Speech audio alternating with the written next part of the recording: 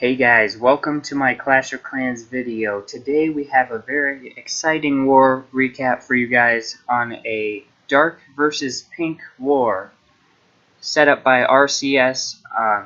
Really great war, guys. What this is that one side was only allowed to use dark elixir troops and spells, and the other side was only allowed to use pink elixir troops and spells. And I'll tell you guys, this brought out some amazing creativity, some weird hits that I've never really seen before, but it was kind of neat to see those hits 3-star in the end. So yeah, let's get into it, guys. I've got attacks from Town Hall 11, 10, and 9 for you. I wasn't able to give you Town Hall 12 attacks just because there was no Town Hall 3 stars, or Town Hall 12 3 stars. As you'll see, it was very, very difficult to 3-star at Town Hall 12 using just dark elixir or pink elixir. But yeah, let's get into our first attack here. An attack by BK. And guys, you'll see that he's using a Queen Charge Miner attack strategy here. And yeah, the reason I chose this attack was because the Queen Charge by BK on this attack was just incredible. Using the miners, you'll see that later that the miners don't even go the right direction, unless I'm mistaken and he meant for it to be that way, but most people don't mean for the miners to walk around the outside of the base. But what you'll see here is that this Queen Charge is so strong that it just goes right through the base, and it doesn't even matter where his miners are going to go, because he is able to take out such a big chunk of the base with just his Queen Charge, and you can tell it's not his first time Queen Charging. Super great job by BK. But watch, you'll see he's going to pop his Warden ability in here to defend against that Witch and the Multi and the Eagle, because they don't have poison spells for the Witches, which was probably a really difficult thing for the pink side, because poison spells are dark elixir spells. But you'll see here that look at how much that Queen Charge takes out of that base. It's like the whole center of the base is gone. Honestly, if there wasn't a clock on this base, if there wasn't a timer, he probably could have taken out the whole base with just his Queen Charge. That's how good of a Queen Charge this was, which is why I wanted to show it, because I was extremely, extremely impressed. Yeah, just no words to describe how great of a hit this was. I'm going to fast forward it a little bit because we all know where this is going, guys. Easy 3-star, easy. And now I tried to choose attacks that were mostly same Town Hall level attacks. There's a couple exceptions, but I wanted to see what Town Hall 11 can do versus Town Hall 11, and what 10 can do versus 10, and 9 versus 9.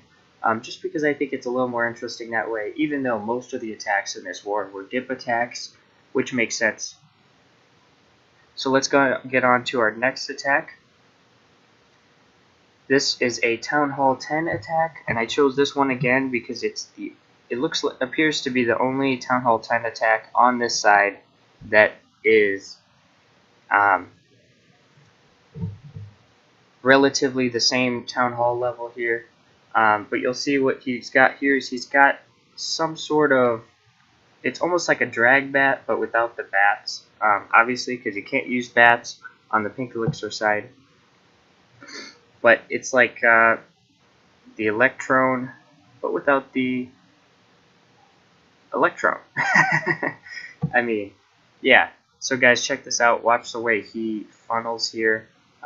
He tried to use, as you guys just saw a second ago, he tried to use wall breakers to get into that first wall there so he could get that, my best guess is so that he could get that air defense down, but it appeared that his king got him in anyways, so props to that Barb King. They don't usually do what you want them to, but the heroes did a great job this time. As you see, that Barb King kind of struggles there, and we've got all these CC troops left.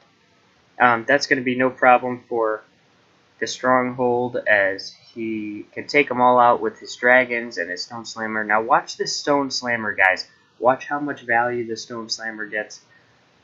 The reason I chose this attack was purely because of the Stone Slammer, which is so incredibly strong at Town Hall 10. It goes all the way through the base down the side here, and what that does is it funnels for the rest of the troops to stay on the one side instead of getting them all over the place, saving them from damage and other things. But those loons take out that whole side of that base pretty much, except for that maybe that Tesla and that mortar. But yeah, look at this base is absolutely crushed. You had no chance. He's still got so many dragons left. What a great job base identification on this base. The Stone Slammer pathing. Really good job by the Stronghold on this attack. So, next attack we're going to do a Town Hall 9 attack. And I'm showing you guys all of the attacks on the pink side first, and then we'll show the Dark Elixir side.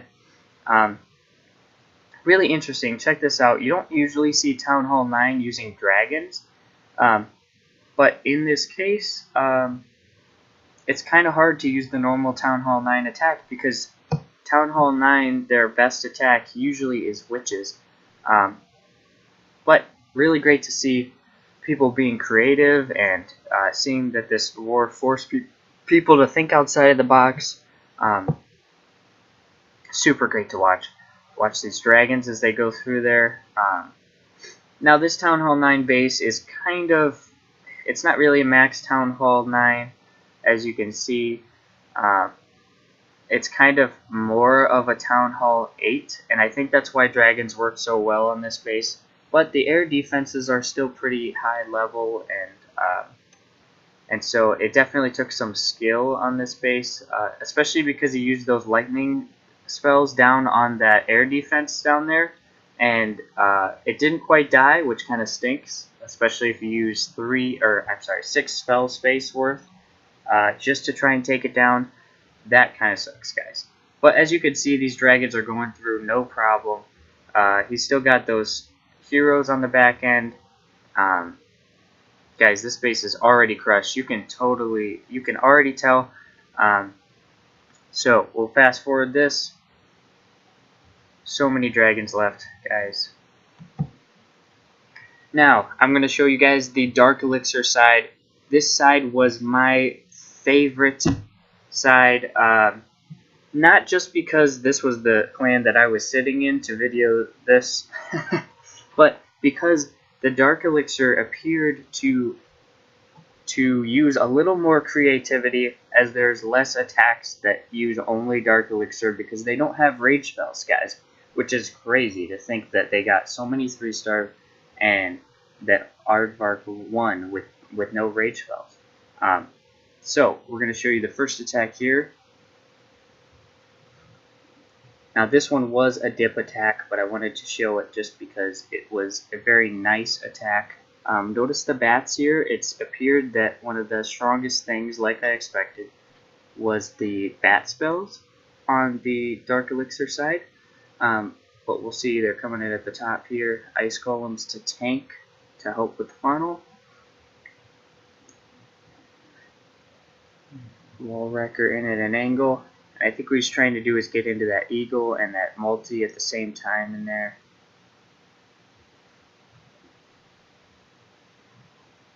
Now this is kind of like the giant bowler and witch attack at Town Hall 12, where you just kind of spread things out.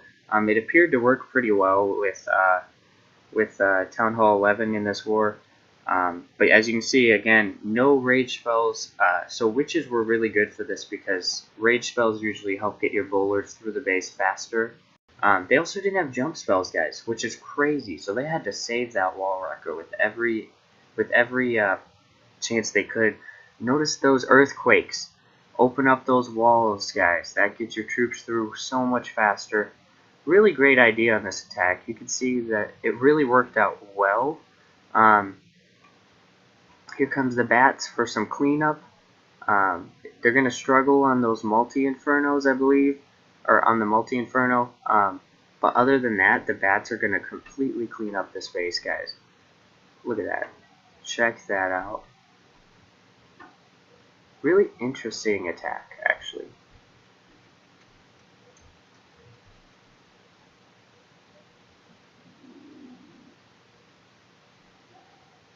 We'll fast forward that. Get some cleanup in.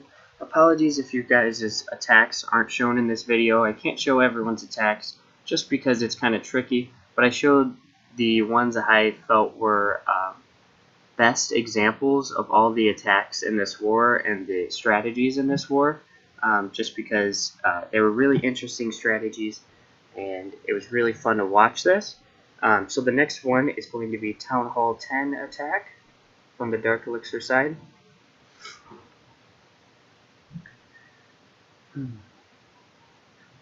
So this one is kind of funky looking because you don't see witches used at Town Hall 10 very much. Now again, this is a dip attack, I believe. No, I'm sorry, it's not a dip attack. It's just done by a max Town Hall 9 or Town Hall 10. But you'll see the witches go through kind of the same strategy we just saw with the witches spread out and the bowlers. It appeared to be a really strong strategy for the other side, for the dark side. But you'll see that you really had to protect that wall wrecker going through because you don't even have a warden at Town Hall 10. So really nice job here getting those troops into the middle of the base. You'll see he's got troops on the outside, but it's kind of like the witch slap at Town Hall 11. You almost wanted troops to go on the outside a little bit, but look at all he's got left. He's got 6 bat spells, and he's just got that narrow little space there. Probably just going to wait till they're tanked, and then he's going to drop those bats.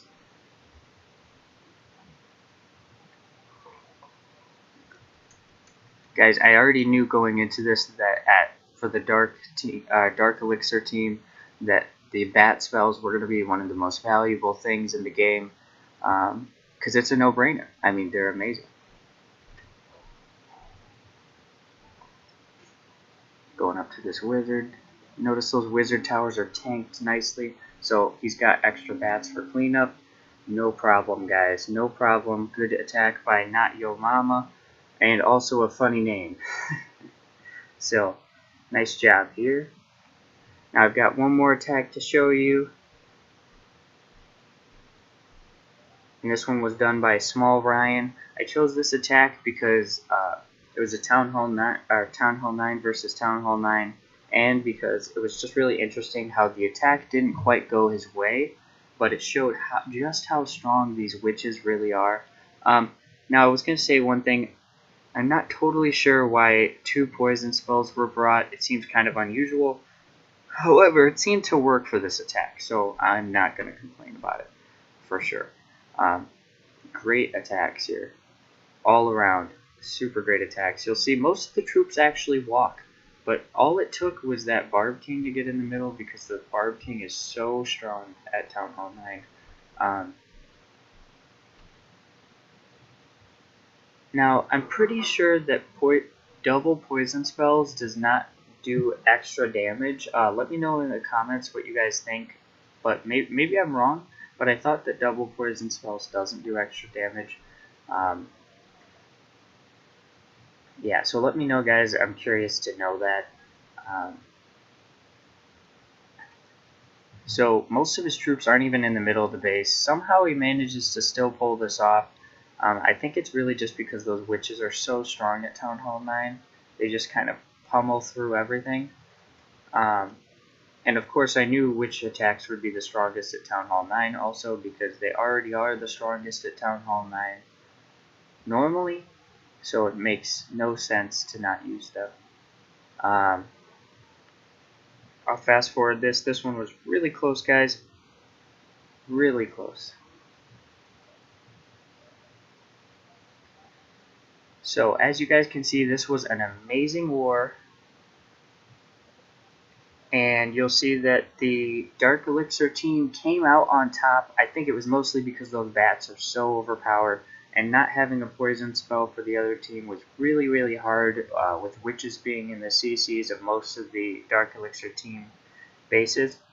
But really great job. Thanks for setting this up, RCS. Thanks for allowing me to video this. Really awesome, guys. Let me know, does this mean that Dark Elixir troops are superior to Pink Elixir?